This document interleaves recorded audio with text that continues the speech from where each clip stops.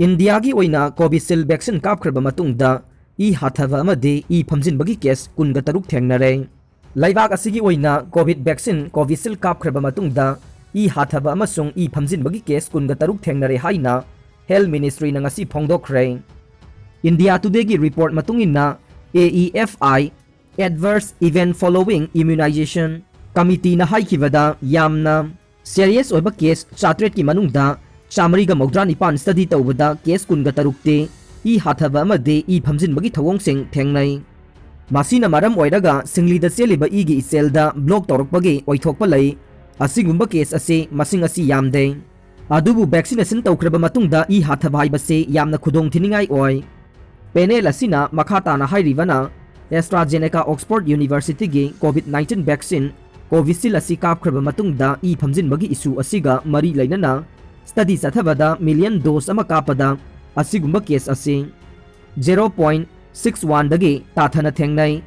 April 3 फाउबदा Covishield की vaccine असे crore तरुका lakh मरफु तरुक लिसिंग यांखैगा चनिपान तरामापन कापख्रे issue असिगा मरी लैनना हेल्थ मिनिस्ट्री की माइकेदगी हेल्थ केयर वर्कर्स सिंह अमसुंग कोविड-19 वैक्सीन बेनिफिशियरी सिंगदा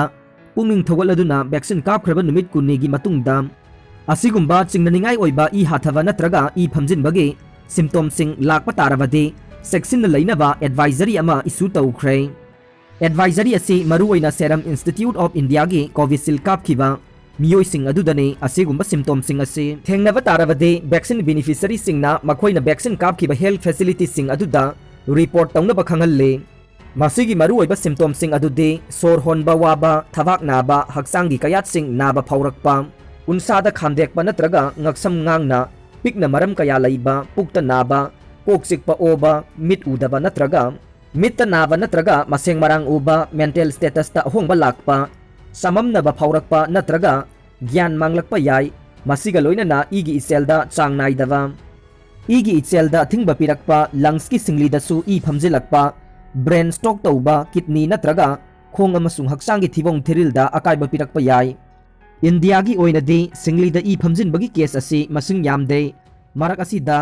AEFI कमिटी ना ngasi हेल्थ मिनिस्ट्री दा रिपोर्ट अमा सबमिट तौख्रे इंडिया दा कोविड वैक्सीनेशन कापख्रबा मतुंगदा ई हाथाबा अमसुंग ई फमजिनबगी केस असी मसिंग यामदे मार्च की अंगनबा सरुकता वैक्सीनेशन मतुंगदा ब्रेन दा ई फमजिनबना चिंगबा रिपोर्ट खरा लैबदे सेरम इंस्टीट्यूट ऑफ इंडिया ना साबा कोविशील्ड असे यूरोप की लैबा खरा दा कापा लेपनरुरे अदुमकपु यूरोपियन यूनियन अमसुंग ब्रिटिश रेगुलेटर ना वैक्सीन असिना खुदोंग थिहनबदगी दिंग कानाबना हेली हाइरकपदगी लैबाक अयाम्बना वैक्सीनेशन मखाताना कापना रखिबनी हाइरि कोविड पॉजिटिव ओइबा नहा अमा उथक्ता नुमित 18 आइसोलेशन तौख्रे हैदराबाद के नालगोंडा डिस्ट्रिक्ट की मनुंगसना लैबा कोथानंदीकोंडा खुंगंगदगी रामावत शिवा नाइक कौबा मसागी चही 19 खक्तमक ngairiba nupa macha ama कोविड-19 पॉजिटिव ओइरबा मतुंगदा मसागी मयुमदा आइसोलेशन तौफम लैतबदगी उथक्ता सगाई सादुना उ मथक्ता आइसोलेशन तौख्रे एजेंसी असिदगी फंगबा पावगी मतुंगिना शिवा असी हैदराबाद के कॉलेज अमदा इंजीनियरिंग तमलिबा महिरोय अमने कोविड असिना मरम ओइरगा कॉलेज सिंग थोंगलोन खिबदगी चयोल खरगी ममांगदा मयुमदा हलखिबने मयुमदा हलकलबा मतमदसु ममा मपागी मतेंग पांगबोइना लौसुबगी थबक तौरमखि मयुमदा हलकलबा मतुंग लाइहौ हौरकपदगी कोविड ओइरंबा याई चिंगनदुना मनाक नकपदा लैबा प्राइवेट हेल्थ सेंटर दा टेस्ट तौथोखिबने मदुदा महाक था असिगी मरीदा कोविड पॉजिटिव ओइबा थेंगनखि अदुबु अकनबा लायोंग लैतबना होम आइसोलेशन तौनबा खंगलखि अदुबु महाकी मयुमदु का अमखक्तमक लैबा मखोय मरी पुना लैमिनबा ओइबना होम आइसोलेशन तौबदा खुदोंग चाररोय खनबदगी मनाक नकपदा लैबा कोविड केयर सेंटर दा लैनबा होनखि अदुबु अनकपदा कोविड सेंटर अमता लैरमदबदगी मखोयगी युमदगी खरा चटलगा लैबा अचौबा उ अमगी मथक्ता सगाई सारगा आइसोलेशन तौखिबने महांगना आइसोलेशन तौरिंगै मनुंग अदुदा महाकी ममा मपाना थिलकपा चाना थक्नबा हिदाक लांथक्ना चिंगबा पोलमसिंग बातिनदा थौरी कीरगा लखतखि लोइनना इमुंग मनुंगी मियोय सिंगसु फोन की खुथांगदा वारी सानखि खुंगंग अदुगी अकोइबदा कोविड पॉजिटिव ओइबगी चांग हेंगलकपा अमदे आइसोलेशन सेंटर अमता लैतबा अदुगी मतंगदा सिवाना डिस्ट्रिक्ट अथॉरिटी सिंगदा टेलीफोन की खुथांगदा कंप्लेन कयारक हन्ना तौखि असुमना खुंगंग असिगी मियोय कयाना कंप्लेन तौरकपदगी खुंगंग असिगी अनकपा कोविड सेंटर अमा लैंगाकना हंगदोखि सिवाना थेंगनरिबा थौदोकसिंग असिना लैबाक असिगी लाइरबा अमदे अपिकपा युमसिंगदा लैजबा मियोयसिंगना होम आइसोलेशन तौनबा होटनबदा थेंगनरिबा अवाबसिंग अदु मयेक सेंगना उतले हौखिबा चहीदा थेंगनखिबा कोविड-19 की अहानबा वेब मतमदसु पॉजिटिव ओइरबा मियोय कया अमा मखोय मखोयगी खुंगंगदा संगहनदबदगी खुनगी वांगमदा खांगपोक्संग सादुना आइसोलेशन तौखिबा लैख्रबने इरेंद्रो अमदि किशोरसान NSA पानख्रे सोशल मीडिया की प्लेटफॉर्म दा लैखिद्रबा मियोय अमगी इमुंग मनुंगी थमोय सोकपा याबा वाफमसिंग थागलुबगी मराल सिरदुना इम्फाल पुलिस स्टेशन हंदक तफाखिबा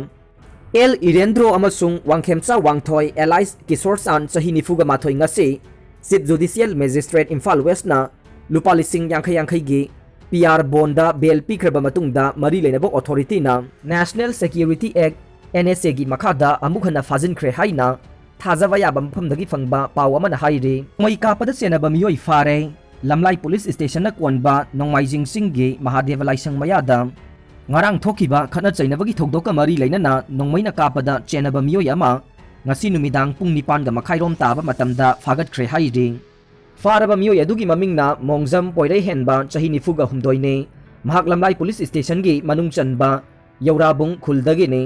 thokdok asi ngarang numit jungba matung pung 12 ga makhairom tarakpada baruni chingda androdagi samjet sabam abungo chahi 19 apokpa leikidraba samu andro लोपाउ सुमदा लैबना अतोप मियोय सिंगा पुन्ना मखोय तरा रोमना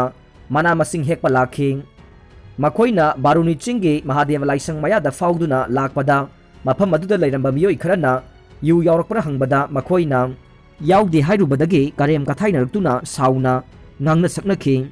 makoina mafam adu thadokuna laklaba matungda Mahadeva laisang manakta lehoba sakhangdaba sing aduna Maruti Gypsy amadi Hyundai Tata car amada laklaga abungogi yet thangba faigalda nongoi maru ama kapsilamlaga makhoi mafam adu thadokuna chatkhi nongmaina panduna soklaba abungo Palace compound laiba Advanced Hospital da pukhatuna laikanakhi thogdok adugi matangda lamlai police na case ama lokhathibaga loinana thogdok adu da senariba miyoi adu ngasi numidang faba ngamkhibani hairi IPL ge anauba team tender tawbagi wafam BCCI na thingjinkhrai match kunga mapan sanaraba matung sahi asigi me marida player mari COVID-19 positive oirakpa yauduna postpone tawkraba Indian Premier League amuk hanna makha sathaduna loishinba pambagi apamba lairiba maramna IPL ge anauba team hapsinbagi tender tawgani haina lepnaramba adu Board of Control for Cricket in India BCCI na thingjinkhrai BCCI na lakadoriba IPL 2022 gidamak anauba team ani hapsinduna punna team 10 na league asida saruk yanabagi damak tha asigi manungda anauba team sing adugi tender pangthoknaba leplambane adubu IPL 2021 ase makha sathaduna loisinsi haibagi pandam lairibana tender asigi matam yaithokpani haina BCCI ge official na wafam ase phongdorokhibane